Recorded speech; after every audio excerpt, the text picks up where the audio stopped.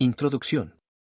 Un verdadero profesor espiritual no tiene nada que enseñar en el sentido convencional de la palabra, no tiene nada que darte o añadirte, ya se trate de nueva información, de creencias o de reglas de conducta.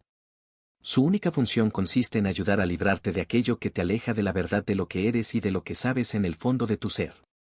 El profesor espiritual está allí para descubrirte y revelarte esa dimensión de profundidad interna que también es paz.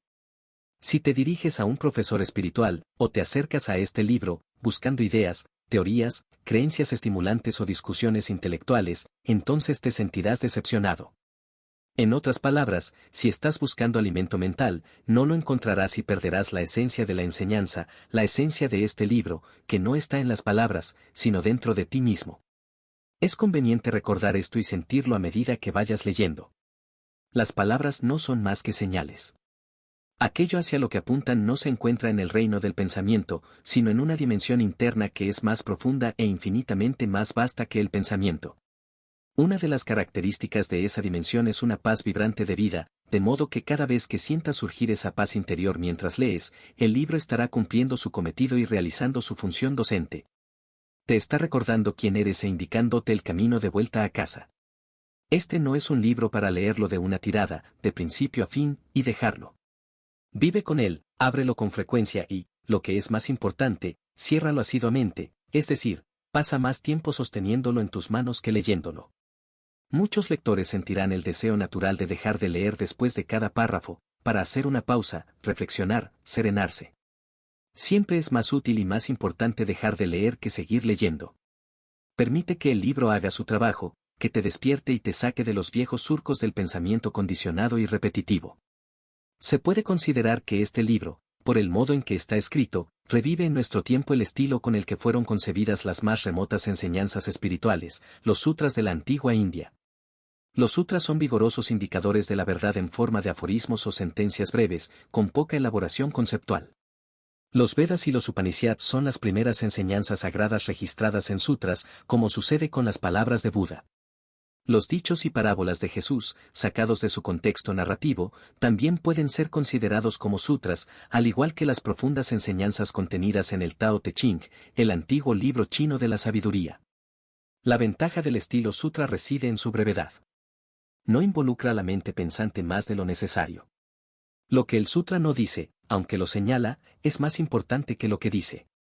El estilo sutra utilizado en este libro es más evidente en el capítulo 1, Silencio y Quietud, que contiene los párrafos más breves.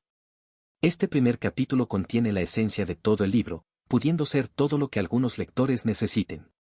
Los demás capítulos están ahí para quienes necesiten algunos indicadores más. Al igual que los antiguos sutras, los textos contenidos en este libro son sagrados, y han surgido de un estado de conciencia que podemos denominar quietud. Sin embargo, a diferencia de los antiguos sutras, no pertenecen a ninguna religión ni tradición espiritual, siendo accesibles de inmediato a toda la humanidad. En estos escritos está presente un sentimiento de urgencia.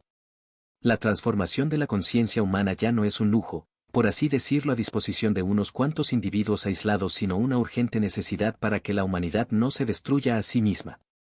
Actualmente, se está acelerando tanto la disfunción de la vieja conciencia como el surgimiento de una nueva. Paradójicamente, las cosas están yendo a mejor y peor al mismo tiempo, aunque el empeoramiento es más aparente porque produce mucho ruido. Este libro, desde luego, utiliza palabras que al ser leídas harán surgir pensamientos en tu mente. Pero no se trata de pensamientos corrientes, repetitivos, ruidosos, narcisistas, que reclaman atención. Al igual que los verdaderos maestros espirituales, como los antiguos sutras, los pensamientos de este libro no dicen, mírame, sino, mira más allá de mí. Como los pensamientos han surgido de la quietud, tienen poder, el poder de llevarte a la misma quietud de la que surgieron. Esa quietud también es paz interior, y esa quietud y esa paz son la esencia de tu ser. Es la quietud interior que salvará y transformará el mundo. Capítulo 1. Silencio y quietud. Cuando pierdes contacto con la quietud interior, pierdes contacto contigo mismo. Cuando pierdes contacto contigo mismo, te pierdes en el mundo.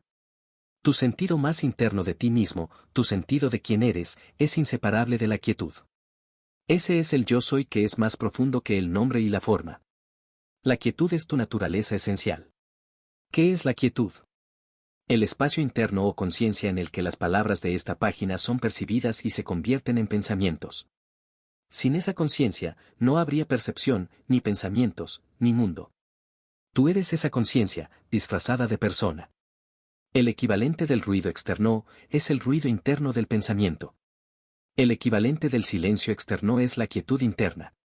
Cuando quiera que haya silencio a tu alrededor, escúchalo. Esto significa que, simplemente, has de darte cuenta de él. Préstale atención. Escuchar el silencio despierta la dimensión de quietud dentro de ti, porque solo la quietud te permite ser consciente del silencio. Observa que en el momento de darte cuenta del silencio que te rodea, no estás pensando. Eres consciente, pero no piensas. Cuando te das cuenta del silencio, se produce inmediatamente ese estado de serena alerta interna. Estás presente. Has salido de miles de años de condicionamiento colectivo humano. Mira un árbol, una flor, una planta. Deja que tu conciencia descanse en ellos.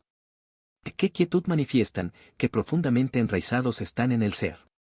Permite que la naturaleza te enseñe la quietud. Cuando miras un árbol y percibes su quietud, tú mismo te aquietas. Conectas con él a un nivel muy profundo. Te sientes unido a cualquier cosa que percibes en y a través de la quietud. Sentir tu unidad de ti mismo con todas las cosas es verdadero amor. El silencio ayuda, pero no es necesario para hallar la quietud. Aunque haya ruido, puedes sintonizar con la quietud subyacente, el espacio en el que surge el ruido. Ese es el espacio interno de pura conciencia, la conciencia misma. Puedes darte cuenta de que la conciencia es el trasfondo de todas tus percepciones sensoriales, de toda tu actividad mental. Siendo consciente de la conciencia surge la quietud interna. Cualquier ruido molesto puede ser tan útil como el silencio. ¿Cómo?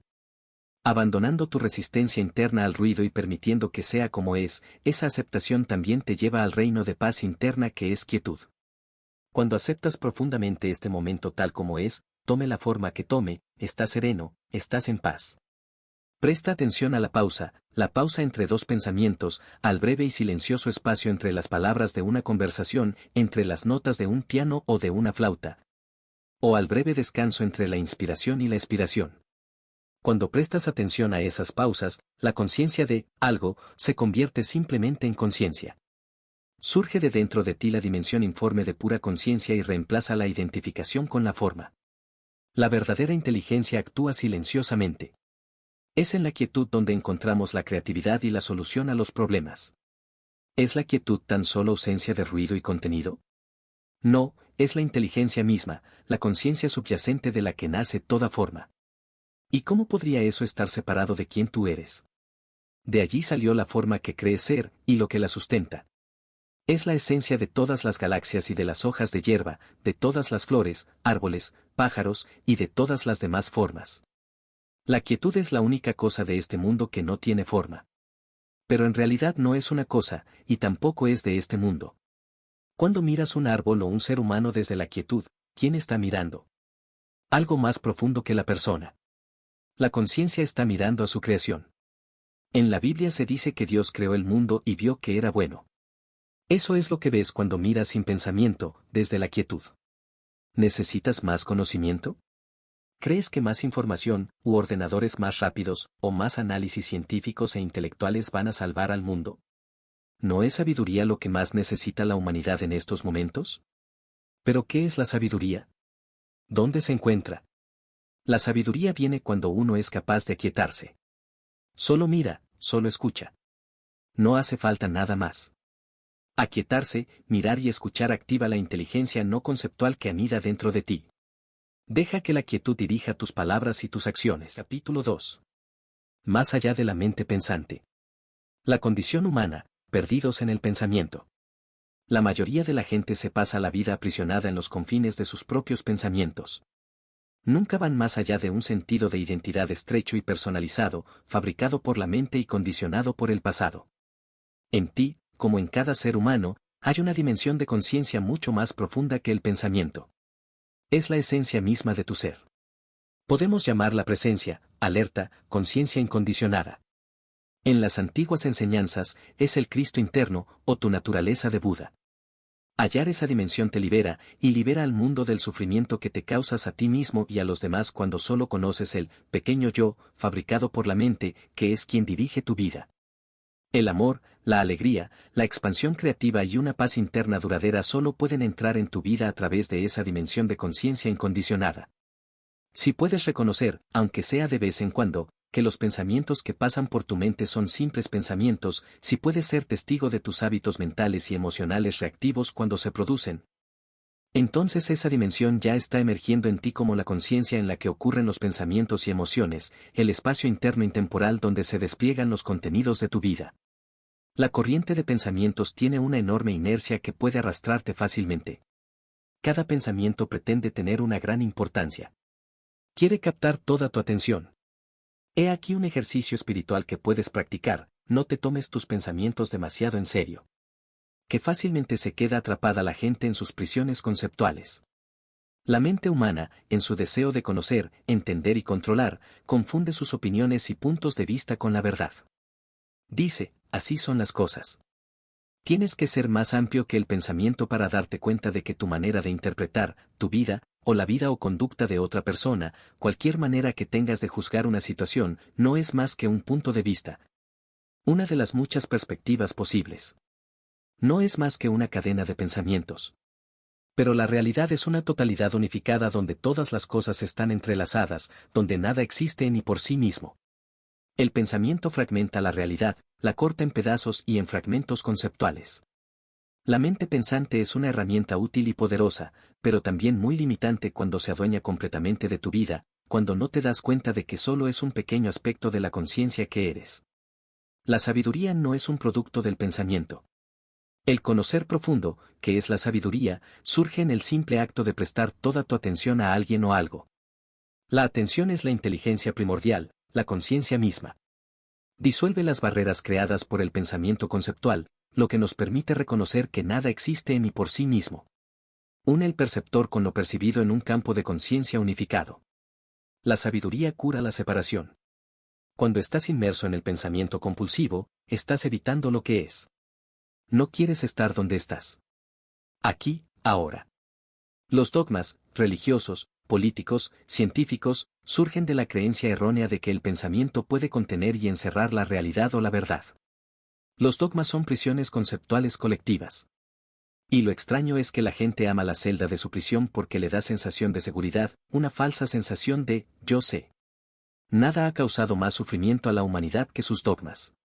Es cierto que cada dogma se viene abajo antes o después, porque su falsedad acaba siendo revelada por la realidad. Sin embargo, a menos que el error básico sea visto tal como es, el dogma será reemplazado por otros.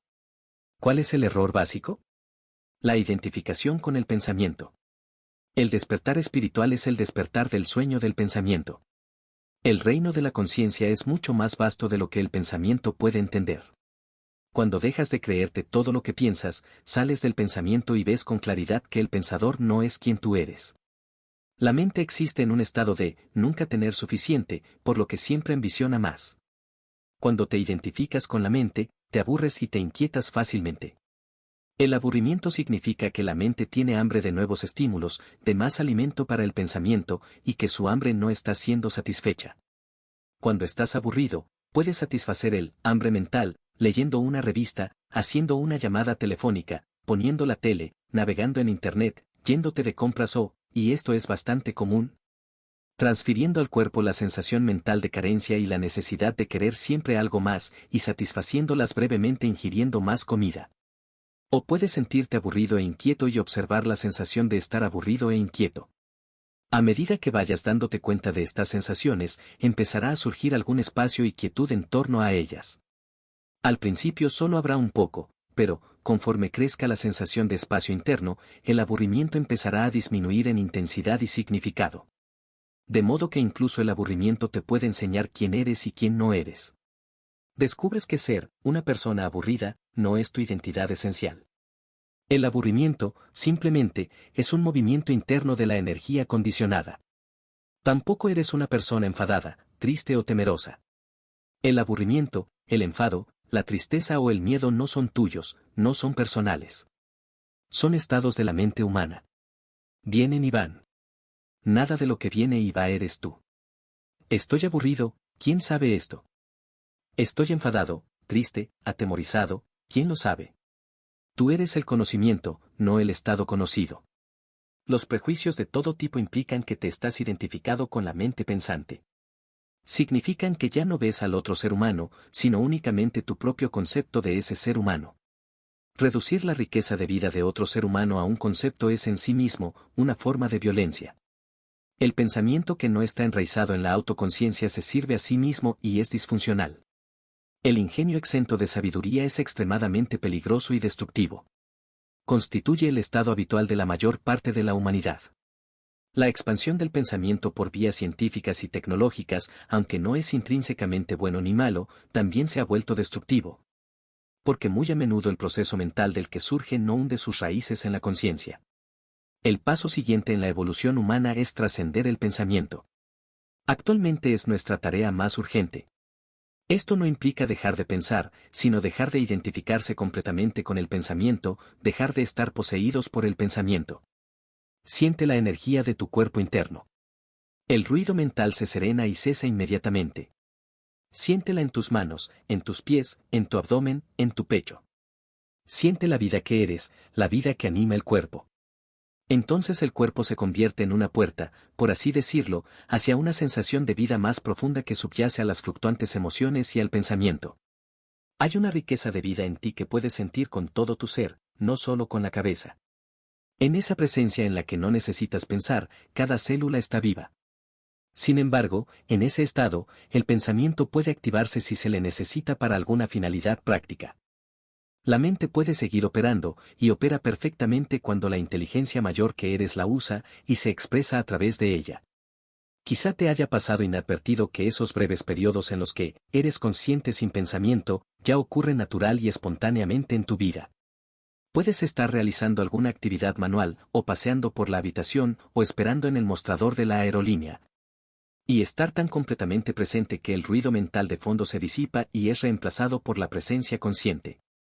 También puedes estar mirando al cielo o escuchando a alguien sin que surja ningún comentario interno. Tus percepciones se vuelven claras como el cristal, no están empañadas por el pensamiento. Para la mente, todo esto no es significativo, porque tiene cosas más importantes en que pensar.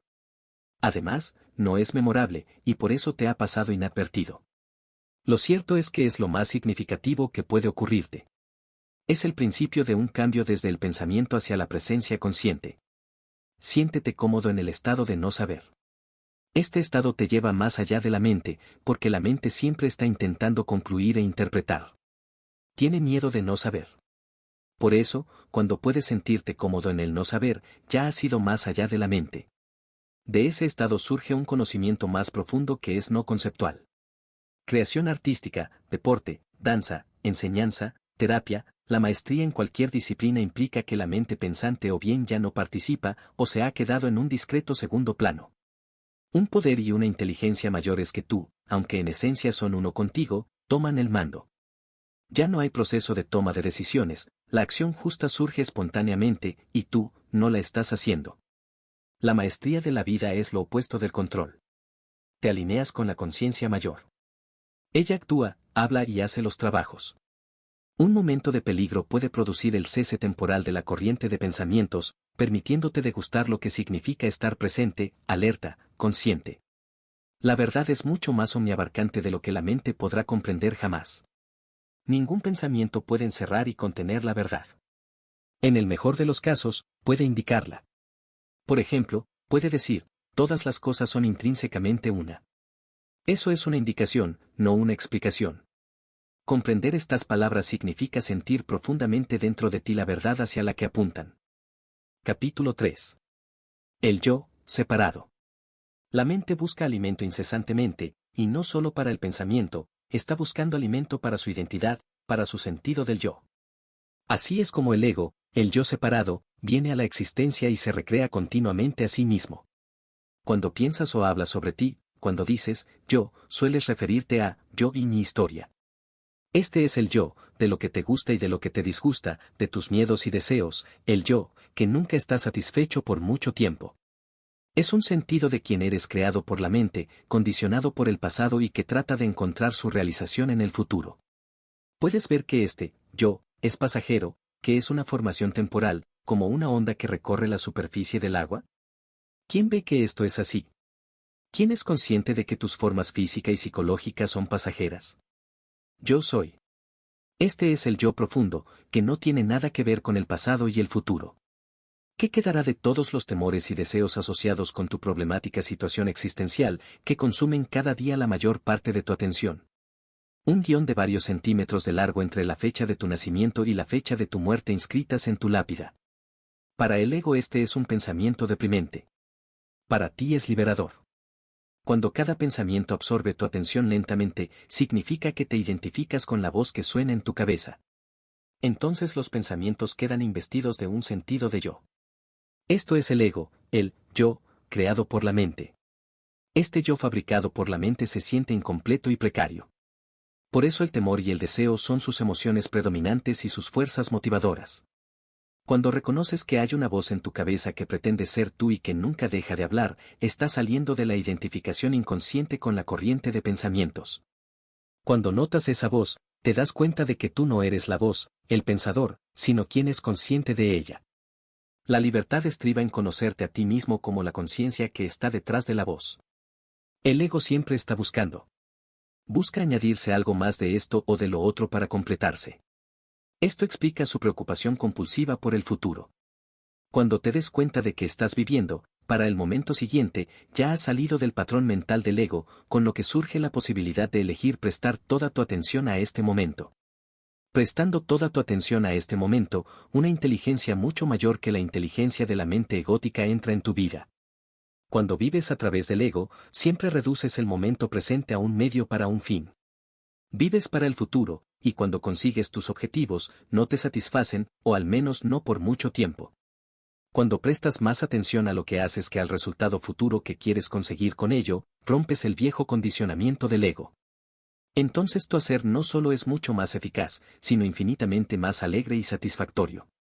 Casi cada ego contiene algún elemento de lo que podríamos llamar identidad de víctima. La imagen de víctimas que algunas personas tienen de sí mismas es tan fuerte que se convierte en el núcleo central de su ego. El resentimiento y los agravios forman parte esencial de su sentido del yo. Aunque tus agravios estén completamente justificados, te has construido una identidad de víctima que se parece mucho a una prisión cuyos barrotes están hechos de formas mentales. Mira lo que te estás haciendo a ti mismo o, más bien, lo que te está haciendo tu mente. Siente tu apego emocional por tu historia de víctima y date cuenta de la tendencia compulsiva a pensar o hablar de ella. Mantente presente como testigo de tu estado interno. No tienes que hacer nada. Con la conciencia vienen la transformación y la libertad. Los hábitos mentales favoritos del ego, los que le fortalecen, son la queja y la reactividad. Buena parte de la actividad emocional mental de muchas personas consiste en quejarse o reaccionar contra esto o lo otro. Ello hace que los demás, o la situación, estén equivocados, mientras que tú tienes razón. Teniendo razón te sientes superior, y sintiéndote superior fortaleces tu sentido del yo. En realidad, solo estás fortaleciendo la ilusión del ego. ¿Puedes observar estos hábitos dentro de ti mismo y reconocer tu quejumbrosa voz interior por lo que es? El sentido del yo característico del ego necesita el conflicto porque su identidad separada se fortalece al luchar contra esto o lo otro, y al demostrar que esto soy yo, y eso no soy yo. Es frecuente que tribus, naciones y religiones consigan fortalecer su sentido de identidad colectiva teniendo enemigos. ¿Quién sería el creyente sin el infiel? En tus tratos con otras personas, puedes detectar ligeros sentimientos de superioridad o inferioridad hacia ellas. Lo que estás viendo es el ego, que vive de la comparación. La envidia es un derivado del ego, que se siente disminuido cuando a otra persona le pasa algo bueno, o cuando alguien tiene más, sabe más o puede hacer más que tú. La identidad del ego depende de la comparación y siempre quiere más. Se agarra a cualquier cosa. Si todo lo demás fracasa, puedes fortalecer tu ficticio sentido del yo sintiéndote más maltratado por la vida o más enfermo que otras personas. ¿Cuáles son las historias, las ficciones de las que derivas tu sentido del yo? La necesidad de oponerse, de resistirse y de excluir está incorporada a la estructura misma del ego, ya que esto le permite mantener el sentido de separación del que depende su supervivencia. De modo que yo voy contra el otro, nosotros contra ellos. El ego necesita estar en conflicto con alguien o algo. Eso explica por qué buscas la paz, la alegría y el amor, pero no puedes tolerarlos por mucho tiempo. Dices que quieres la felicidad, pero eres adicto a tu infelicidad.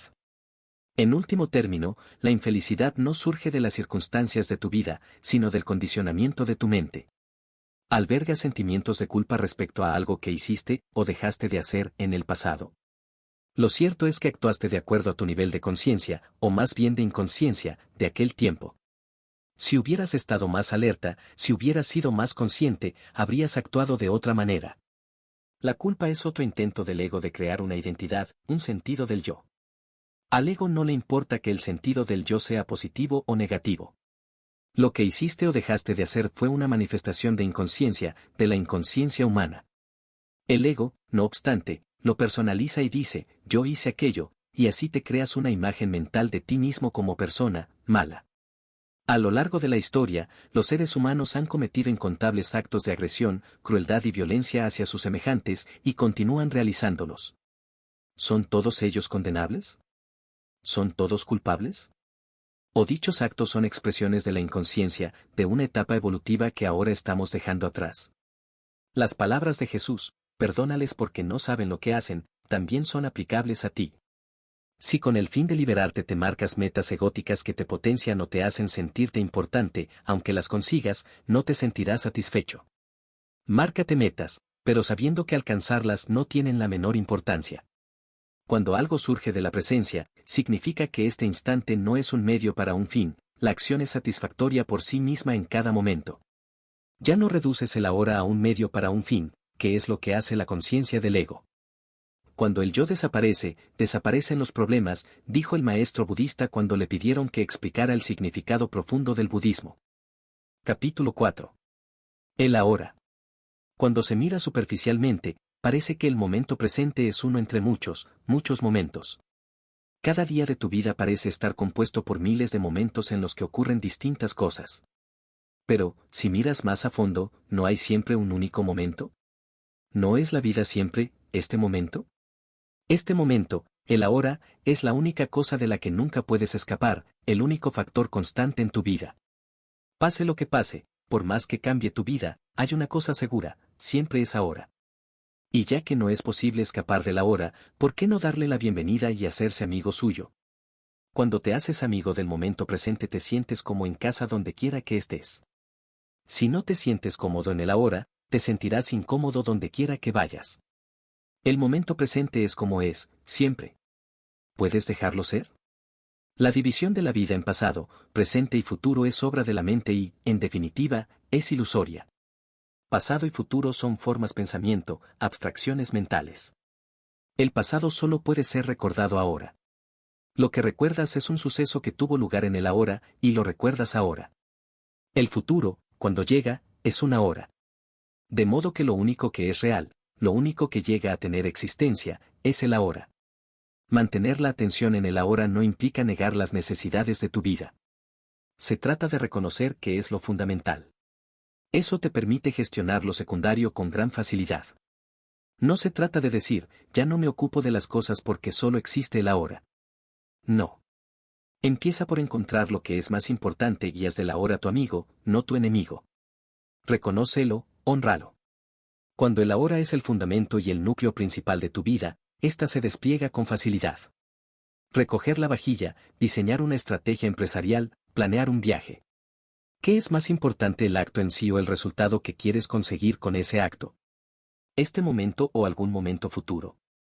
¿Tratas este momento como si fuera un obstáculo por superar? ¿Sientes que lo más importante es llegar a algún momento futuro? Casi todas las personas viven así la mayor parte del tiempo. Como el futuro nunca llega, excepto como presente, es un estilo de vida disfuncional. Genera una continua corriente subterránea de tensión, alteración y descontento. No hace honor a la vida, que es ahora y nunca deja de ser ahora. Siente la vida dentro de tu cuerpo. Eso te ancla en el ahora. No te responsabilizas definitivamente de la vida hasta que te responsabilizas de este momento, del ahora.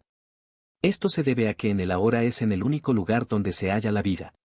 Responsabilizarse de este momento significa no oponerse internamente a la cualidad del ahora, no discutir con lo que es. Significa estar alineado con la vida. El ahora es como es porque no puede ser de otra manera. Ahora los físicos confirman lo que los budistas han sabido siempre, no hay cosas ni sucesos aislados. Por debajo de las apariencias superficiales, todas las cosas están interconectadas, son parte de la totalidad del cosmos que ha producido la forma que toma este momento. Cuando dices, sí, a lo que es, te alineas con el poder y la inteligencia de la vida misma. Solo entonces puedes convertirte en un agente del cambio positivo en el mundo. Una práctica espiritual simple pero radical es aceptar lo que surja en el ahora, dentro y fuera. Cuando tu atención te traslada al ahora, estás alerta. Es como si despertases de un sueño, el sueño del pensamiento, el sueño del pasado y del futuro. Hay claridad, simplicidad. No queda sitio para fabricarse problemas. Simplemente este momento es como es. En cuanto entras con tu atención en el ahora, te das cuenta de que la vida es sagrada. Cuando estás presente, hay una sacralidad en todo lo que percibes. Cuanto más vivas en el ahora, más sentirás la simple pero profunda alegría de ser y la santidad de toda vida. La mayoría de la gente confunde el ahora con lo que ocurre en el ahora, pero son dos cosas distintas. El ahora es más profundo que lo que ocurre en él. Es el espacio en el que ocurren las cosas. Por tanto, no confundas el contenido de este momento con el ahora. El ahora es más profundo que cualquier contenido que surja en él. Cuando entras en el ahora, sales del contenido de tu mente. La corriente incesante de pensamientos se apacigua. Los pensamientos dejan de absorber toda tu atención, ya no te ocupan completamente. Surgen pausas entre pensamientos, espacio, quietud. Empiezas a darte cuenta de que eres mucho más profundo y vasto que tus pensamientos. Pensamientos, emociones, percepciones sensoriales y experiencias constituyen el contenido de tu vida. Mi vida, es de lo que derivas tu sentido del yo, mi vida, son los contenidos, o al menos eso crees. Pasas por alto continuamente el hecho más evidente, tu sentido más interno yo soy no tiene nada que ver con lo que ocurre en tu vida, nada que ver con los contenidos. Este sentido del yo soy es uno con el ahora. Siempre permanece igual. En la infancia y en la vejez, en la salud o en la enfermedad, en el éxito y el fracaso, el yo soy, el espacio del ahora, permanece inmutable al nivel más profundo. Habitualmente se confunde con el contenido, y por eso solo experimentas el yo soy, o el ahora levemente, indirectamente, a través de los contenidos de tu vida. En otras palabras, tu sentido de ser queda oscurecido por las circunstancias, por la corriente de pensamientos y por todas las cosas de este mundo. El ahora queda oscurecido por el tiempo. Y así olvidas que estás enraizado en el ser, en tu realidad divina, y te pierdes en el mundo. Confusión, ira, depresión, violencia y conflicto afloran cuando los seres humanos olvidan quiénes son. Sin embargo, qué fácil es recordar la verdad y volver a casa. Yo no soy mis pensamientos, emociones, percepciones sensorias y experiencias. Yo no soy el contenido de mi vida. Yo soy vida. Yo soy el espacio en el que ocurren todas las cosas. Yo soy conciencia. Yo soy el ahora. Yo soy. Capítulo 5. Tu verdadero ser. El ahora es inseparable de quien eres en el nivel más profundo. Hay muchas cosas importantes en tu vida, pero solo una importa absolutamente. Importa que tengas éxito o fracases a los ojos del mundo. Importa si tienes o no tienes salud, si has recibido o no una buena educación. Importa si eres rico o pobre, ciertamente, establece una carencia en tu vida. Sí, todas estas cosas tienen importancia, una importancia relativa, pero no importancia absoluta. Hay algo más importante que cualquiera de estas cosas, encontrar tu ser esencial más allá de esa entidad efímera, del efímero yo personal. No encontrarás la paz reordenando las circunstancias de tu vida, sino dándote cuenta de quién eres al nivel más profundo. La reencarnación no te ayudará si en la próxima encarnación sigues sin saber quién eres.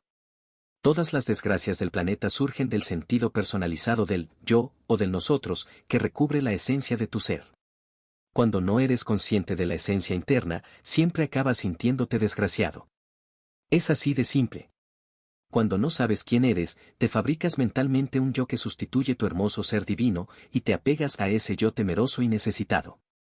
Entonces la protección y potenciación de ese falso sentido del yo se convierte en tu principal fuerza motivadora. Muchas expresiones usadas habitualmente, y a veces la propia estructura del lenguaje, revelan que las personas no saben quiénes son. Por ejemplo, dices, él ha perdido su vida, o hablas de, mi vida, como si la vida fuera algo que pudieras poseer o perder. Lo cierto es que no tienes una vida, eres una vida. La vida una, la conciencia que interpenetra todo el universo y toma forma temporalmente para experimentarse como piedra o como hoja de hierba, como un animal, una persona, una estrella o una galaxia. ¿Puedes sentir en lo profundo de ti que ya sabes eso? ¿Puedes sentir que ya eres eso? Necesitas tiempo para la mayoría de las cosas de la vida, para adquirir nuevas aptitudes, para construir una casa, para especializarte en una disciplina, para prepararte una taza de té. Sin embargo, el tiempo es inútil para la cosa más esencial de la vida, para la única cosa que importa, la autorrealización, que significa saber quién eres más allá del yo superficial, más allá de tu nombre, de tu forma física, de tu historia personal, de tus historias. No puedes encontrarte a ti mismo en el pasado o en el futuro. El único lugar donde puedes encontrarte es en el ahora. Los buscadores espirituales buscan la autorrealización o la iluminación en el futuro. Ser un buscador implica necesitar un futuro. Si lo crees así, entonces esto se vuelve verdad para ti, necesitarás tiempo hasta que llegues a darte cuenta de que no necesitas tiempo para ser quien eres. Cuando miras un árbol, eres consciente del árbol. Cuando tienes un pensamiento o sentimiento, eres consciente de ese pensamiento o sentimiento. Cuando tienes una experiencia placentera o dolorosa, eres consciente de esa experiencia. Estas declaraciones parecen ciertas y evidentes, sin embargo, si las examinas de cerca descubrirás que, sutilmente, su propia estructura contiene una ilusión fundamental. Una ilusión inevitable cuando se usa el lenguaje. Pensamiento y lenguaje crean una aparente dualidad y una persona separada donde no la hay. Lo cierto es, tú no eres alguien que es consciente del árbol, del pensamiento, del sentimiento o de la experiencia. Tú eres la conciencia en la que, y por la que, esas cosas aparecen. Mientras vives tu vida, ¿puedes ser consciente de ti mismo como la conciencia en la que se despliega todo el contenido de tu vida? Dices, yo quiero conocerme a mí mismo. Tú eres el yo. Tú eres el conocimiento. Tú eres la conciencia por la que todo es conocido. Y eso no puede conocerse a sí mismo, eso es sí mismo. No hay nada que saber más allá de esto, y sin embargo todo conocimiento surge de ello. El yo no puede convertirse en un objeto de conocimiento, de conciencia. De modo que no puedes convertirte en un objeto para ti mismo. Por eso mismo ha surgido la ilusión de la identidad egótica, porque mentalmente has hecho de ti mismo un objeto. Eso soy yo, dices. Y empiezas a tener una relación contigo mismo, y te cuentas tu historia a ti mismo y a los demás. Conociéndote como la conciencia en la que ocurre la existencia fenoménica, te liberas de la dependencia de los fenómenos, te liberas de la búsqueda del yo en situaciones, lugares y estados. En otras palabras, lo que ocurre o deja de ocurrir ya no es tan importante. Las situaciones pierden su gravedad, su seriedad. Un ánimo juguetón entra en tu vida. Reconoces que este mundo es una danza cósmica, la danza de la forma, ni más ni menos. Cuando sabes verdaderamente quién eres, vives en una vibrante y permanente sensación de paz. Puedes llamarla alegría, porque la alegría es eso, una paz vibrante de vida. Es la alegría de conocerte a ti mismo como la esencia de vida antes de tomar forma. Eso es la alegría de ser quien realmente eres. Así como el agua puede ser sólida, líquida o gaseosa, la conciencia puede estar congelada y tomar la forma de la materia física, puede ser líquida, tomando la forma de la mente y del pensamiento, o puede ser informe. Como la conciencia pura. La conciencia pura es la vida antes de manifestarse, y esa vida mira al mundo de la forma a través de tus ojos, porque esa conciencia es quien tú eres. Cuando te conoces como eso, te reconoces todas las cosas. Es un estado de completa claridad de percepción. Ya no eres más una entidad con un gravoso pasado, convertida en una pantalla de conceptos que interpreta cada experiencia. Cuando percibes sin interpretación, puedes sentir qué es lo que se percibe. Lo máximo que podemos expresar con el lenguaje es que existe un campo de quietud consciente en el que ocurre la percepción. A través de ti, la conciencia informe se hace consciente de sí misma. Las vidas de la mayoría de la gente están dirigidas por el deseo y el miedo. El deseo es la necesidad de añadirte algo para poder ser tú mismo más plenamente. Todo miedo es el miedo de perder algo y, por tanto, de sentirte reducido y de ser menos de lo que eres. Estos dos movimientos oscurecen el hecho de que el ser no puede ser dado ni quitado. El ser ya está en ti en toda su plenitud, ahora. Capítulo 6. Aceptación y rendición. Cuando puedas, echa una mirada a tu interior para ver si estás creando conflicto inconscientemente entre lo interno y lo externo. Entre las circunstancias externas del momento donde estás, con quién, lo que estás haciendo, tus pensamientos y sentimientos. ¿Puedes sentir lo doloroso que es oponerse internamente a lo que es? Cuando reconoces este hecho, también te das cuenta de que ahora eres libre de renunciar a este conflicto fútil, al estado interno de guerra. Si verbalizaras tu realidad del momento, ¿cuántas veces al día tendrías que decirte, no quiero estar donde estoy? ¿Cómo te sientes cuando no quieres estar donde estás, en el embotellamiento, puesto de trabajo, en la sala de espera del aeropuerto, con la gente que te acompaña?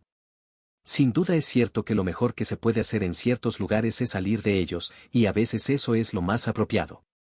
No obstante, en muchos casos no tienes la opción de irte. En esas situaciones, el no quiero estar aquí, además de inútil, es disfuncional. Te hace infeliz y hace infelices a los demás. Ha sido dicho, donde quiera que llegues, allí estás. En otras palabras, estás aquí siempre. ¿Es tan duro de aceptar? ¿Realmente necesitas etiquetar mentalmente cada percepción sensorial y cada experiencia? ¿Necesitas tener esa relación reactiva de gusto o de disgusto ante la vida, que te lleva a estar continuamente en conflicto con personas y situaciones? ¿O se trata únicamente de un hábito mental profundamente arraigado que puedes romper? Sin hacer nada en particular, simplemente, dejando que este momento sea como es. El no, habitual y reactivo fortalece el ego. El sí, lo debilita. Tu identidad en la forma, el ego, no puede sobrevivir a la rendición. Tengo muchas cosas que hacer. Sí, pero ¿cuál es la calidad de tu hacer? Conducir yendo al trabajo, hablar con los clientes, trabajar en el ordenador, hacer recados, atender las innumerables cosas que constituyen tu vida. ¿Hasta qué punto eres total en lo que haces? ¿Es tu acción una rendición o una resistencia? Esto es lo que determina el éxito que consigues en la vida, no la cantidad de esfuerzo que pongas. El esfuerzo implica estrés, tensión, necesidad de alcanzar cierto punto en el futuro o de conseguir algún resultado. ¿Puedes llegar a detectar en tu interior la más leve sombra de no querer estar haciendo lo que estás haciendo? Eso es una negación de la vida, y por ello no puedes conseguir un resultado verdaderamente exitoso. Si has sido capaz de detectar esa negación en ti, ¿puedes también dejarlo y ser total en lo que haces? Hacer una cosa cada vez, así es como un maestro zen definió la esencia del zen. Hacer una cosa cada vez significa ser total en lo que haces, prestarle toda tu atención. Eso es acción rendida, acción poderosa. Tu aceptación de lo que es te lleva a un nivel más profundo, donde tanto tu estado interno como tu sentido del yo no dependen ya de que la mente los juzgue buenos o malos. Cuando dices, sí, a la vida tal como es, cuando aceptas este momento como es, puedes sentir dentro de ti un espacio profundamente pacífico. Superficialmente puedes seguir sintiéndote feliz cuando hace sol y menos feliz cuando llueve, puedes sentirte feliz si ganas 1.000.000 de euros e infeliz si pierdes todas tus posesiones. Sin embargo, la felicidad y la infelicidad ya no calan tan hondo. Son olas en la superficie de tu ser. La paz de fondo que hay dentro de ti permanece inmutable en cualesquiera que sean las condiciones externas. El sí, a lo que es, revela una dimensión de profundidad en ti que no depende ni de las condiciones externas ni de la condición interna de los pensamientos y emociones en constante fluctuación. La rendición se vuelve mucho más fácil cuando te das cuenta de la naturaleza efímera de todas las experiencias y de que el mundo no puede darte nada de valor duradero. Entonces sigues conociendo gente, sigues teniendo experiencias y participando en actividades, pero sin los deseos y miedos del ego. Es decir, ya no exiges que una situación, persona, lugar o suceso te satisfaga o te haga feliz. Deja ser a su naturaleza pasajera e imperfecta. Y el milagro es que, cuando dejas de exigirle lo imposible, cada situación, persona, lugar o suceso se vuelve no solo satisfactorio, sino también más armonioso, más pacífico. Cuando aceptas este momento completamente, cuando ya no discutes con lo que es, el pensamiento compulsivo mengua y es reemplazado por una quietud alerta. Eres plenamente consciente, y sin embargo la mente no pone ninguna etiqueta a este momento. Este estado de no resistencia interna te abre a la conciencia incondicionada, que es infinitamente mayor que la mente humana. Entonces esta vasta inteligencia puede expresarse a través de ti y ayudarte, tanto desde dentro como desde fuera. Por eso cuando abandonas la resistencia interna, a menudo descubres que las circunstancias cambian para mejor. Estoy diciendo, disfruta este momento. ¿Sé feliz? No. Permite que se exprese este momento tal como es. Eso es suficiente. Rendirse es rendirse a este momento, no a una historia a través de la cual interpretas este momento y después tratas de resignarte a él. Por ejemplo, puede que estés tullido y que ya no puedas caminar. Tu estado es lo que es. Tal vez tu mente esté creando una historia que diga, ¿a esto se ha reducido mi vida? He acabado en una silla de ruedas. La vida me ha tratado con dureza, injustamente. No me merezco esto. ¿Puedes aceptar que este momento es como es y no confundirlo con la historia que la mente ha creado a su alrededor? La rendición llega cuando dejas de preguntar, ¿por qué me está pasando esto a mí? Incluso en las situaciones aparentemente más inaceptables y dolorosas se esconde un bien mayor, y cada desastre lleva en su seno la semilla de la gracia. A lo largo de la historia, siempre ha habido mujeres y hombres que, cuando tuvieron que hacer frente a grandes pérdidas, enfermedades, prisión o muerte inminente, aceptaron lo aparentemente inaceptable. Y así hallaron la paz que supera toda comprensión. La aceptación de lo inaceptable es la mayor fuente de gracia en este mundo. Hay situaciones en las que todas las respuestas y explicaciones fracasan. La vida deja de tener sentido. O alguien que está pasando un apuro viene a pedirte ayuda, y tú no sabes qué decir ni qué hacer. Cuando aceptas plenamente que no sabes, renuncias a esforzarte por encontrar respuestas con la mente pensante y limitada, y es entonces cuando una inteligencia mayor puede operar a través de ti. En ese instante, hasta el pensamiento puede beneficiarse, porque la inteligencia mayor puede fluir a él e inspirarlo. A veces, rendición significa renunciar a tratar de comprender y sentirse cómodo en el desconocimiento. ¿Conoces a ese tipo de persona cuya principal función en la vida parece ser la de ser desgraciada y hacer desgraciados a los demás, la de extender la infelicidad? Perdónales, porque ellos también forman parte del despertar de la humanidad. Representan una intensificación de la pesadilla de la conciencia egótica, del estado de no rendición. En su función no hay nada personal. Ellos no son eso. Uno podría decir que rendirse es la transición interna de la resistencia a la aceptación, del no, al sí. Cuando te rindes, tu sentido del yo pasa de estar identificado con una reacción o juicio mental a ser el espacio que rodea a la reacción o al juicio. Es pasar de identificarte con la forma, el pensamiento o emoción a ser y reconocerte como aquello que no tiene forma, la conciencia espaciosa. Lo que aceptes completamente te hará sentirte en paz, incluyendo la aceptación de que no puedes aceptar, de que te estás resistiendo. Deja la vida en paz. Déjala ser. Capítulo 7. Naturaleza. Dependemos de la naturaleza no solo para nuestra supervivencia física. También necesitamos a la naturaleza para que nos enseñe el camino a casa, el camino de salida de la prisión de nuestras mentes. Nos hemos perdido en el hacer, en el pensar, en el recordar, en el anticipar, estamos perdidos en un complejo laberinto, en un mundo de problemas. Hemos olvidado lo que las rocas, las plantas y los animales todavía saben. Nos hemos olvidado de ser nosotros mismos, de estar en silencio, de estar donde está la vida, aquí y ahora. Cuando diriges tu atención hacia algo que ha venido a la existencia sin la intervención humana, sales de la prisión del pensamiento conceptual y, en cierta medida, participas del estado de conexión con el ser en el que todavía existe en todo lo natural. Llevar tu atención a una piedra, a un árbol o a un animal no significa pensar en ellos, sino simplemente percibirlos, darte cuenta de ellos. Entonces se te transmite algo de su esencia. Puedes sentir lo aquietado que está, y sintiéndolo, surge en ti esa misma quietud. Sientes lo profundamente que descansa en el ser, completamente unificado con lo que es y con donde está. Al darte cuenta de ello, tú también entras en un lugar de profundo reposo dentro de ti mismo. Cuando camines o descanses en la naturaleza, honra ese reino permaneciendo allí plenamente. Serénate. Mira. Escucha. Observa cómo cada planta y animal son completamente ellos mismos. A diferencia de los humanos, no están divididos en dos. No viven a través de imágenes mentales de sí mismos, y por eso no tienen que preocuparse de proteger y potenciar esas imágenes. El ciervo es el mismo. El narciso es el mismo. Todas las cosas naturales, además de estar unificadas consigo mismas, están unificadas con la totalidad. No se han apartado del entramado de la totalidad reclamando una existencia separada, yo, y el resto del universo. La contemplación de la naturaleza puede liberarte del yo, el gran creador de conflictos.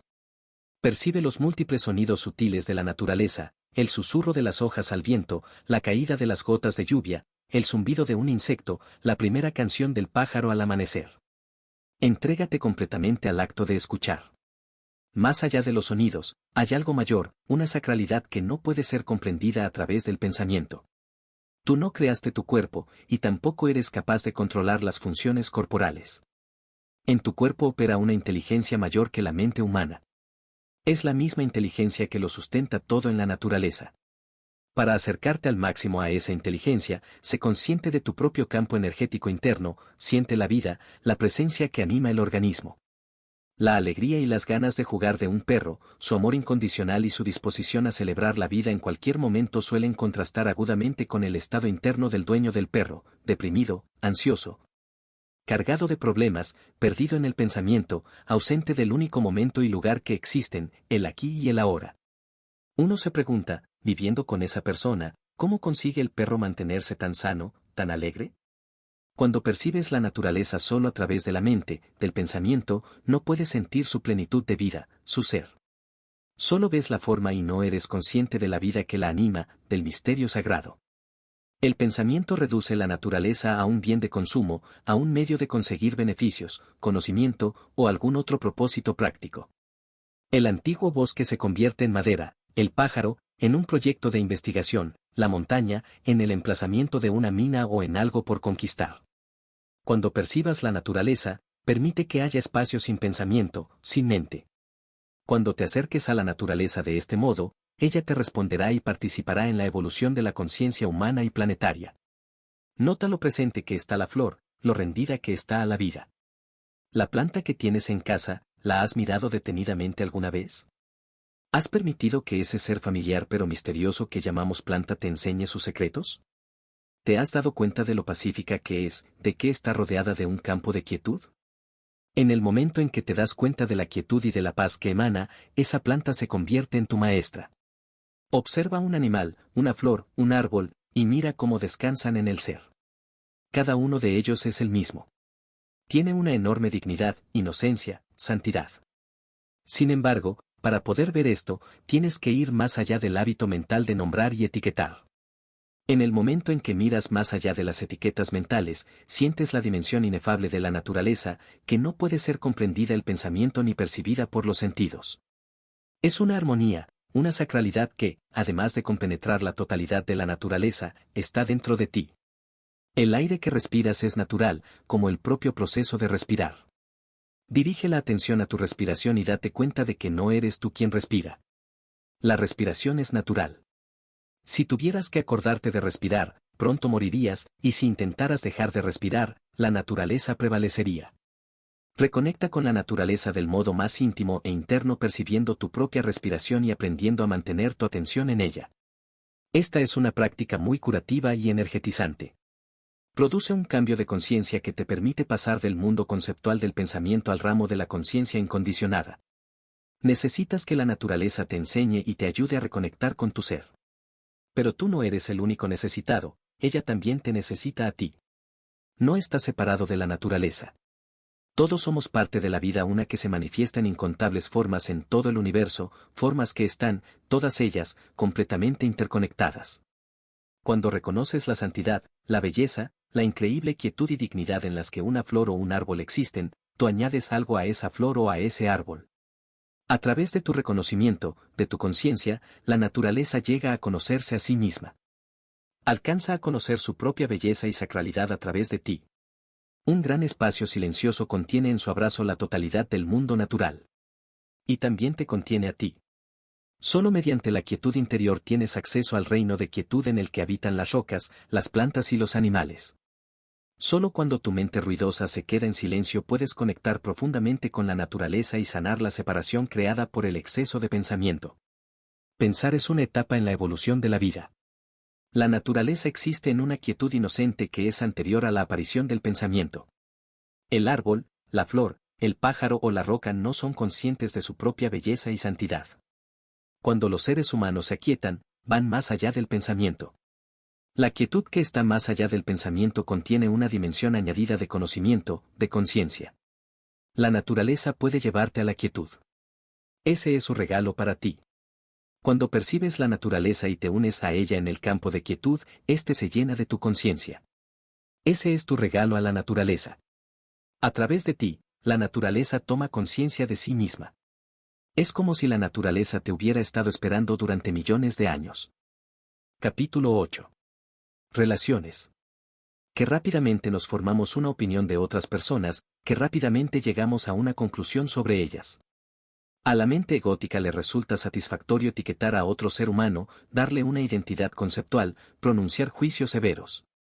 Cada ser humano ha sido condicionado a pensar y comportarse de cierta manera, condicionado tanto genéticamente como por sus experiencias infantiles y su entorno cultural.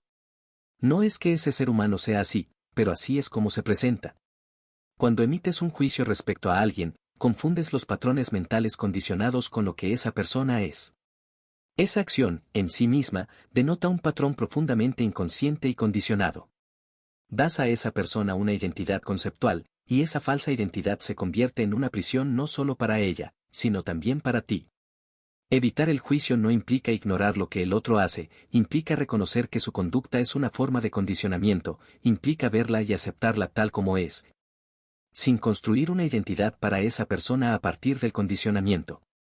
Eso te libera a ti y a la otra persona de la identificación con el condicionamiento, con la forma, con la mente. Entonces el ego ya no rige tu relación. Mientras el ego dirija tu vida, la mayor parte de tus pensamientos, emociones y acciones surgirán del deseo y del miedo. Entonces, en las relaciones, o bien demandarás, o bien temerás algo de la otra persona. Puede que quieras placer o beneficios materiales, reconocimiento, alabanzas o atención, o fortalecer tu sentido del yo mediante la comparación y el establecimiento de que eres, tienes o sabes más que la otra persona. Y lo que temes es que ocurra justo lo contrario, que esa persona pueda reducir de algún modo tu sentido del yo. Cuando diriges tu atención al momento presente, en lugar de usarlo como un medio para un fin, vas más allá del ego y más allá de la compulsión inconsciente de usar a la gente como un medio para un fin, siendo el fin tu propio fortalecimiento a costa de los demás. Cuando prestas toda tu atención a la persona con la que estás interactuando, dejas fuera de la relación el pasado y el futuro, excepto para fines prácticos. Cuando estás plenamente presente en tus encuentros con otras personas, renuncias a la identidad conceptual que has creado para ellas, tu interpretación de quiénes son y de lo que hicieron en el pasado. Y eres capaz de interactuar prescindiendo de los movimientos egóticos del deseo y del miedo. La clave está en la atención, que es una alerta serena. Qué maravilloso es poder ir más allá del deseo y del miedo en las relaciones. El amor no desea ni teme nada. Si su pasado fuera tu pasado, si su dolor fuera tu dolor, si su nivel de conciencia fuera tu nivel de conciencia, pensarías y actuarías exactamente como él o ella. Esta comprensión trae consigo perdón, compasión y paz. Al ego no le gusta oír esto, porque pierde fuerza cuando no puede mostrarse reactivo y tener razón. Cuando recibes como a un noble invitado a cualquiera que venga al espacio de la hora, cuando permites a cada persona ser como es, él o ella empieza a cambiar. Para conocer a otro ser humano en su esencia, no te hace falta saber nada sobre él, su pasado, su historia personal, sus experiencias. El saber acerca de lo confundimos con un conocimiento más profundo, un conocimiento no conceptual. Saber acerca de y el conocimiento no conceptual son dos formas de conocer completamente distintas. Una tiene que ver con la forma, la otra, con lo informe. Una opera a través del pensamiento, la otra, a través de la quietud. Saber acerca de resulta útil a nivel práctico, de hecho, es imprescindible. No obstante, cuando ese es el modo predominante de conocer en las relaciones se vuelve muy limitante, incluso destructivo. Los conceptos y pensamientos crean una barrera artificial, una separación entre los seres humanos. Entonces tus interacciones no están enraizadas en el ser, sino que se basan en la mente. Cuando no hay barreras conceptuales, el amor se encuentra presente de manera natural en todas las interacciones humanas. La mayoría de las interacciones humanas se limitan a un intercambio de palabras, al reino del pensamiento. Es esencial conseguir cierta quietud particularmente en las relaciones íntimas. Ninguna relación puede crecer sin la sensación de espacio que acompaña a la quietud. Meditad juntos o pasad ratos en silencio en la naturaleza. Cuando vayáis de paseo, o estéis sentados en el coche o en casa, sentiros cómodos compartiendo la quietud. La quietud ni puede ser creada ni es necesario crearla. Simplemente, permaneced receptivos a la quietud que ya se encuentra presente, aunque suele quedar oscurecida por el ruido mental. Si se pierde la quietud espaciosa, la relación estará dominada por la mente, y los problemas y los conflictos podrán adueñarse de ella fácilmente. Si está presente la quietud, podrá contener cualquier cosa. La verdadera escucha es otro modo de llevar quietud a la relación. Cuando escuchas verdaderamente a alguien, surge la dimensión de quietud y se convierte en parte esencial de la relación. Pero la verdadera escucha es un don escaso. Generalmente, la mayor parte de la atención de la persona está consumida por su pensamiento. En el mejor de los casos, puede estar evaluando tus palabras o preparando la siguiente frase que va a decir. O puede que no te esté escuchando en absoluto, perdida en sus propios pensamientos. La verdadera escucha va mucho más allá de la percepción auditiva. Es el emerger de una atención alerta, un espacio de presencia en el que las palabras son recibidas. Ahora las palabras se vuelven secundarias. Pueden ser significativas o pueden no tener sentido. Mucho más importante que aquello que estás escuchando es el acto mismo de la escucha, el espacio de presencia consciente que surge al escuchar. Ese espacio es un campo de conciencia unificador en el que te encuentras con la otra persona sin las barreras separativas creadas por el pensamiento conceptual. Y la otra persona deja de ser otra. En ese espacio, estáis unidos en una misma alerta, una conciencia. ¿Vives dramas frecuentes y repetitivos en tus relaciones íntimas? ¿Desacuerdos relativamente insignificantes que provocan violentas discusiones y dolor emocional? Los patrones egóticos básicos están en la raíz de estas experiencias, la necesidad de tener razón y, por supuesto, de que el otro esté equivocado, es decir, la identificación con posiciones mentales. También está presente la necesidad periódica del ego de estar en conflicto con algo o alguien para fortalecer su sentido de separación entre yo y el otro, sin el que no puede sobrevivir. Además, está el dolor emocional acumulado del pasado que tú y cada ser humano arrastra en su interior, tanto de tu pasado personal como del dolor colectivo de la humanidad que se remonta mucho, mucho tiempo atrás. Este, cuerpo dolor, es un campo energético interno que se adueña esporádicamente de ti porque necesita experimentar más dolor emocional para alimentarse y reabastecerse. Tratará de controlar tu pensamiento y de hacerlo profundamente negativo. Le encantan tus pensamientos negativos, porque resuenan con su frecuencia y puede alimentarse de ellos. También provoca reacciones emocionales negativas en las personas que están a tu alrededor, especialmente en tu pareja, para alimentarse del drama y del dolor emocional. ¿Cómo puedes liberarte de esta identificación inconsciente y profundamente arraigada con el dolor, que genera tanta miseria en tu vida? Toma conciencia de él. Date cuenta de que no es quien tú eres, y reconócelo por lo que es, dolor del pasado. Sé su testigo cuando te ocurra o le ocurra a tu pareja. Cuando rompes tu identificación inconsciente con él, cuando eres capaz de observarlo dentro de ti, dejas de alimentarlo, y gradualmente perderás su carga energética. La interacción humana puede ser un infierno. O puede ser una gran práctica espiritual. Cuando miras a otro ser humano y sientes un gran amor por él, o cuando contemplas la belleza natural y algo dentro de ti responde profundamente a ella. Cierra los ojos un momento y siente la esencia de ese amor o de esa belleza interna, inseparable de quién eres, de tu verdadera naturaleza. La forma externa es un reflejo temporal de lo que, en esencia, eres por dentro. Por eso el amor y la belleza nunca pueden abandonarte, aunque todas las formas externas lo harán. ¿Cuál es tu relación con el mundo de los objetos, con las incontables cosas que te rodean y que utilizas cada día? ¿La silla en la que te sientas, el bolígrafo, el coche, la taza? ¿Son para ti simples medios para un fin, o de vez en cuando reconoces su existencia, su ser, aunque sea brevemente, dándote cuenta de ellos y prestándoles atención? Cuando te apegas a los objetos, cuando los usas para justificar tu valía ante ti mismo o a ojos de los demás, la preocupación por las cosas puede adueñarse completamente de tu vida. Cuando te identificas con las cosas, no las aprecias por lo que son, porque te estás buscando en ellas. Cuando aprecias un objeto por lo que es, cuando reconoces su ser sin proyecciones mentales, no puedes dejar de sentirte agradecido por su existencia. También podrías sentir que en realidad no es inanimado, que solo parece inanimado a los sentidos. Los físicos confirman que, a nivel molecular, cada objeto es un campo de energía pulsante.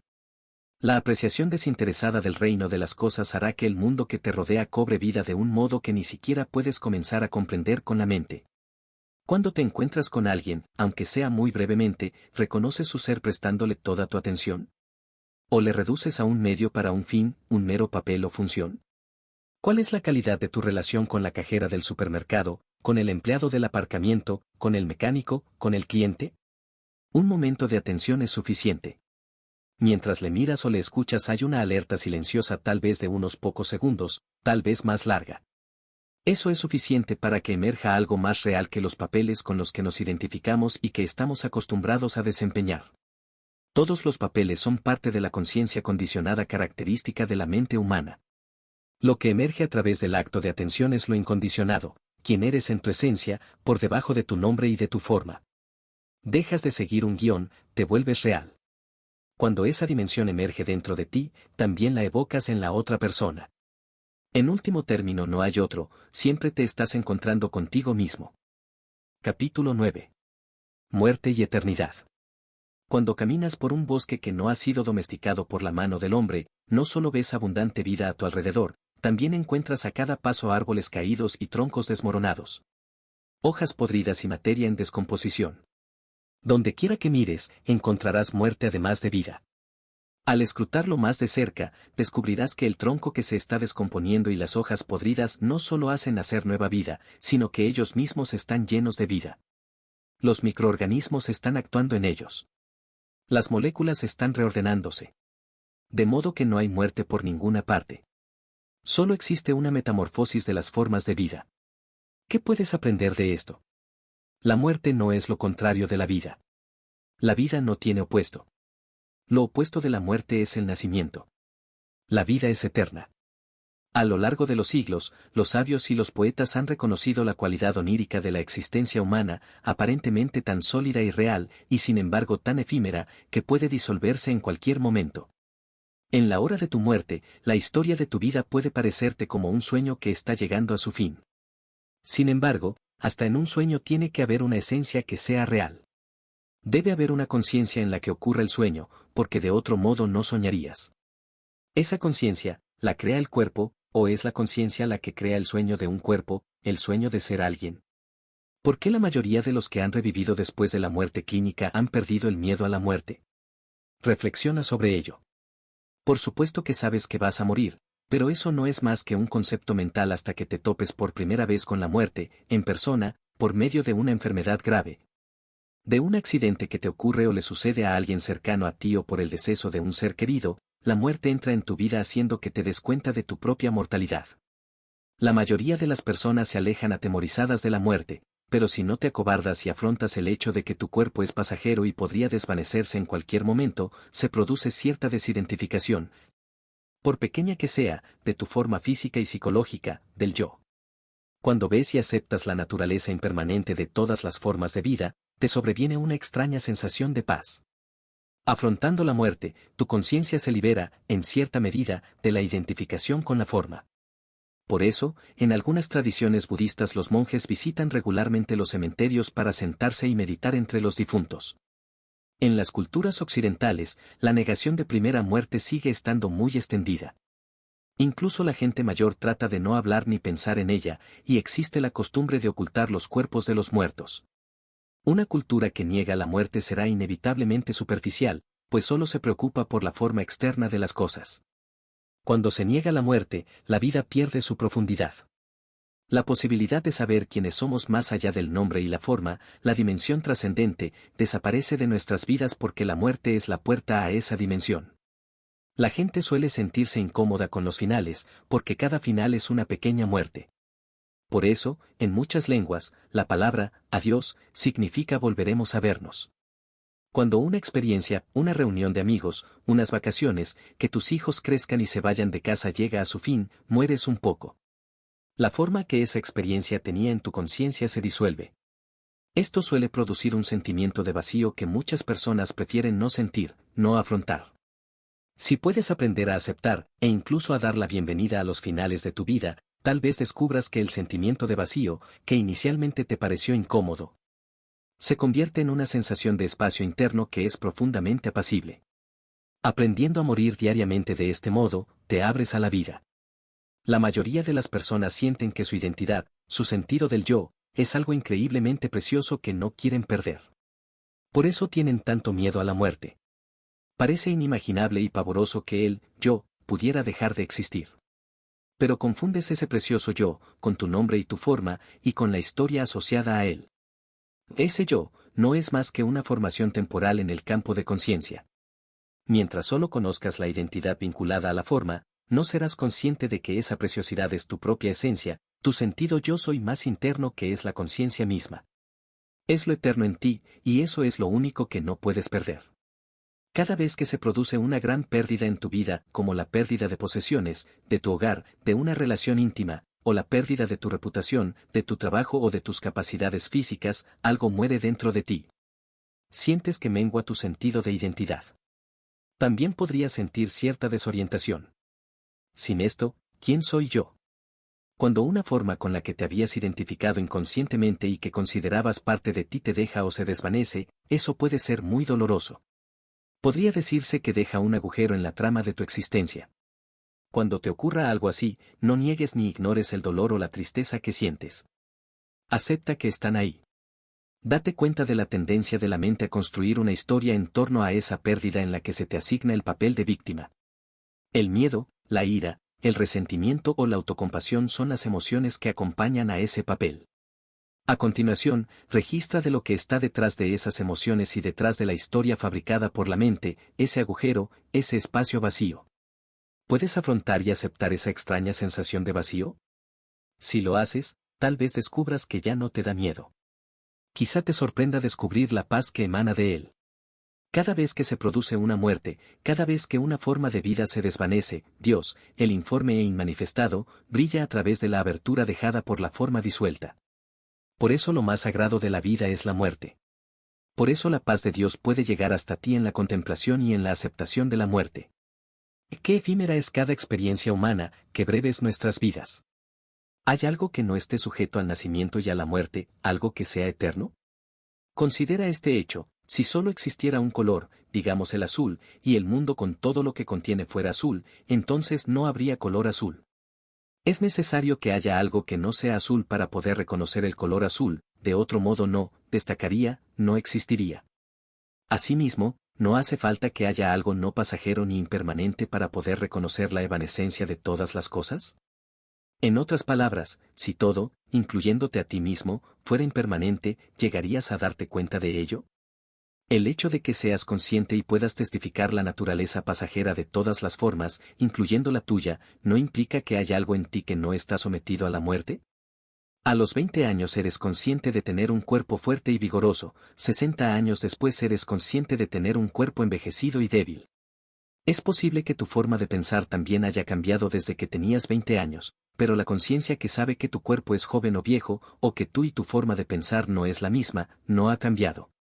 Esa conciencia es lo eterno en ti, la conciencia misma. ¿Es la vida una sin forma? ¿Puedes perderla? No, porque eres ella. Algunas personas entran en una paz profunda y se vuelven casi luminosas justo antes de morir, como si algo brillara a través de la forma que se está desvaneciendo. A veces ocurre que personas muy enfermas o mayores se vuelven casi transparentes, metafóricamente hablando, en las últimas semanas, meses o incluso años de sus vidas. Cuando te miran, puedes ver la luz que brilla a través de sus ojos. No queda sufrimiento psicológico. Se han rendido, y por tanto la persona, el yo, egótico de fabricación mental, ya se ha disuelto. Han muerto antes de morir, y han encontrado esa profunda paz interna que es la realización de lo inmortal dentro de ellos. Cada accidente o desastre contiene una dimensión potencialmente redentora de la que no solemos ser conscientes. El tremendo impacto de la muerte inminente y totalmente inesperada puede obligar a tu conciencia a desidentificarse completamente de la forma. En los últimos momentos antes de la muerte física, y mientras mueres, te experimentas como conciencia libre de forma. De repente ya no queda temor, solo paz y el conocimiento de que, todo está bien, y que la muerte solo es la disolución de la forma. Entonces reconoces que la muerte es ilusoria, tan ilusoria como la forma con la que te habías identificado y creías ser. La muerte no es una anomalía ni el suceso más negativo, como la cultura moderna quiere hacernos creer, sino la cosa más natural del mundo, inseparable de, y tan natural como, su opuesto polar, el nacimiento. Recuérdalo cuando estés sentado junto a un moribundo. Estar presente como testigo y compañero en la muerte de una persona es un gran privilegio y un acto sagrado. Cuando te sientes con la persona moribunda, no niegues ningún aspecto de esa experiencia. No niegues lo que está ocurriendo ni niegues tus sentimientos. El reconocimiento de que no puedes hacer nada podría hacer que te sintieras impotente, triste o enfadado. Acepta lo que sientes. Después ve un paso más allá, acepta que no puedes hacer nada y acéptalo completamente. No controlas lo que está pasando. Ríndete profundamente a cada aspecto de la experiencia, tanto a tus sentimientos como a cualquier dolor o incomodidad que el moribundo pueda experimentar. Tu estado interno de rendición y la quietud que lo acompaña serán una gran ayuda para el moribundo que facilitará su transición. Si es necesario decir algo, las palabras brotarán de tu quietud interior. Pero serán secundarias. Con la quietud viene la bendición, la paz. Capítulo 10. Sufrimiento y el final del sufrimiento. Los budistas han conocido desde siempre la interconexión de todas las cosas, y ahora los físicos la confirman. Nada de lo que ocurre es un suceso aislado, solo aparenta serlo. Cuanto más lo juzgamos y lo etiquetamos, más lo aislamos. Nuestro pensamiento fragmenta la totalidad de la vida. Sin embargo, es la totalidad de la vida la que ha producido ese suceso, que es una parte de la red de interconexiones que constituyen el cosmos. Esto significa que cualquier cosa que es, no podría haber sido de otra manera. En la mayoría de los casos, ni siquiera podemos empezar a comprender la función que un suceso aparentemente sin sentido puede desempeñar en la totalidad del cosmos. Pero reconocer su inevitabilidad dentro de la inmensidad de la totalidad puede ser el principio de una aceptación interna de lo que es y nos permite realinearnos con la totalidad de la vida. La verdadera libertad y el final del sufrimiento estriban en vivir como si hubieras elegido deliberadamente cualquier cosa que sientas o experimentes en este momento. Este alineamiento interno con el ahora es el final del sufrimiento. ¿Es imprescindible sufrir? Sí y no. Si no hubieras sufrido como has sufrido, no tendrías profundidad como ser humano, ni humildad, ni compasión. No estarías leyendo esto. El sufrimiento abre el caparazón del ego, pero llega un momento en que ya ha cumplido su propósito. El sufrimiento es necesario hasta que te das cuenta de que es innecesario. La infelicidad necesita un yo, fabricado por la mente, con una historia, una identidad conceptual. Necesita tiempo, pasado y futuro. Cuando retiras el tiempo de tu infelicidad, ¿qué queda? Únicamente este momento tal como es. Puede ser una sensación de pesadez, agitación, tirantez, enfado e incluso náusea. Eso no es infelicidad, y no es un problema personal. No hay nada personal en el dolor físico humano. Simplemente es una intensa presión o una intensa energía que sientes en alguna parte del cuerpo. Al prestarle atención, la sensación no se convierte en pensamiento y de ese modo no reactiva el yo infeliz. Observa qué ocurre cuando dejas que la sensación sea. Surge mucho sufrimiento, mucha infelicidad, cuando crees que es verdad cada pensamiento que se te pasa por la cabeza. Las situaciones no te hacen infeliz. Pueden causarte dolor físico, pero no te hacen infeliz. Tus pensamientos te hacen infeliz. Tus interpretaciones, las historias que te cuentas, te hacen infeliz. Los pensamientos que estoy pensando ahora mismo me hacen infeliz. Cuando te das cuenta de este hecho, rompes tu identificación inconsciente con dichos pensamientos. ¡Qué día más horrible! Él no ha tenido el detalle de devolverme la llamada. Ella me ha decepcionado. Pequeñas historias que nos contamos y contamos a otros, a menudo en forma de quejas. Están diseñadas inconscientemente para ensalzar nuestro siempre deficiente sentido de identidad haciendo que nosotros tengamos razón y la otra persona que esté equivocada. Tener razón nos sitúa en una posición de superioridad imaginaria, fortaleciendo el falso sentido del yo, el ego. Este mecanismo nos crea algún tipo de enemigo, sí, el ego necesita enemigos para definir sus límites y hasta el tiempo meteorológico puede cumplir esa función. Los juicios mentales habituales y la contracción emocional hacen que mantengas una relación personalizada y reactiva con las personas y sucesos de tu vida. Todo esto son formas de sufrimiento autocreado, pero no las reconoces como tales porque son satisfactorias para el ego. El ego se crece en la reactividad y el conflicto. Qué simple sería la vida sin estas historias. Está lloviendo. Él no ha llamado. Yo estuve allí. Ella, no. Cuando estés sufriendo, cuando te sientas infeliz, estate totalmente con lo que es ahora. La infelicidad y los problemas no pueden sobrevivir en el ahora. El sufrimiento comienza cuando nombras o etiquetas mentalmente una situación como mala o indeseable. Te sientes agraviado por una situación y ese resentimiento la personaliza, haciendo que surja el yo reactivo. Nombrar y etiquetar son procesos habituales, pero esos hábitos pueden romperse.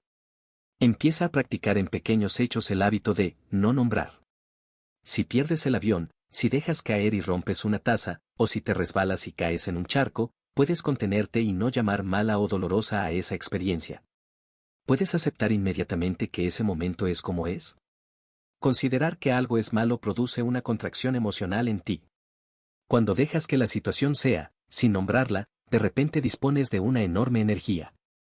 La contracción corta tu conexión con ese poder, el poder de la vida misma. Comieron el fruto del árbol del conocimiento del bien y del mal. Ve más allá del bien y del mal absteniéndote de etiquetar mentalmente las cosas, de considerarlas buenas o malas. Cuando vas más allá del hábito de nombrar, el poder del universo se mueve a través de ti. Cuando mantienes una relación no reactiva con las experiencias, muchas veces lo que antes hubieras llamado malo dará un giro rápido, cuando no inmediato, mediante el poder de la vida misma. Observa qué ocurre cuando, en lugar de considerar mala una experiencia, la aceptas internamente, le das un sí interno, dejándola ser como es. Sea cual sea tu situación existencial, ¿cómo te sentirías si la aceptases completamente como es, ahora mismo? Hay muchas formas de sufrimiento sutiles y no tan sutiles que consideramos normales, y que generalmente no reconocemos que nos hacen sufrir, e incluso pueden ser satisfactorias para el ego: irritación, impaciencia, ira. Tener un problema con algo o alguien, resentimiento, queja. Puedes aprender a reconocer todas esas formas de sufrimiento cuando se presentan, y reconocer: en este momento estoy creando sufrimiento para mí mismo. Si tienes el hábito de crearte sufrimiento, probablemente también harás sufrir a otros. Estos patrones mentales inconscientes tienden a llegar a su fin por el simple hecho de hacerlos conscientes, dándote cuenta de ellos a medida que ocurren. No puedes ser consciente y crearte sufrimiento a ti mismo. Este es el milagro: detrás de cada estado, persona o situación que parece malo o malvado, se esconde un bien mayor. Ese bien mayor se te revela, tanto dentro como fuera, mediante la aceptación interna de lo que es.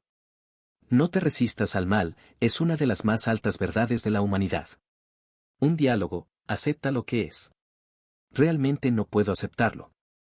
Hace que me sienta molesto y enfadado. Entonces acepta lo que es. ¿Aceptar que estoy molesto y enfadado? ¿Aceptar que no puedo aceptarlo? Sí. Lleva aceptación a tu no aceptación. Lleva rendición a tu no rendición. A continuación observa qué ocurre. El dolor físico es uno de los profesores más severos que podemos tener. Su enseñanza es: la resistencia es inútil. Nada podría ser más normal que el deseo de no sufrir. Sin embargo, si puedes abandonar esa actitud y permitir que el dolor esté presente, tal vez sientas una sutil separación interna del dolor, como un espacio entre el dolor y tú, por así decirlo. Esto implica sufrir conscientemente, voluntariamente. Cuando sufres conscientemente, el dolor físico puede quemar rápidamente el ego en ti, ya que el ego está compuesto en gran medida de resistencia. Lo mismo es válido para la incapacidad física extrema. Ofrecer tu sufrimiento a Dios es otro modo de decir lo mismo. No hace falta ser cristiano para comprender la profunda verdad universal contenida simbólicamente en la imagen de la cruz. La cruz es un instrumento de tortura. Representa el sufrimiento más extremo, la mayor limitación, la mayor impotencia con la que un ser humano puede toparse. Entonces, de repente, ese ser humano se rinde, sufre voluntariamente, conscientemente, y eso queda expresado en las palabras: hágase tu voluntad, y no la mía. En ese momento, la cruz, el instrumento de tortura, muestra su cara oculta, también es un símbolo sagrado, un símbolo de lo divino. Lo que parecía negar la existencia de cualquier dimensión trascendental en la vida,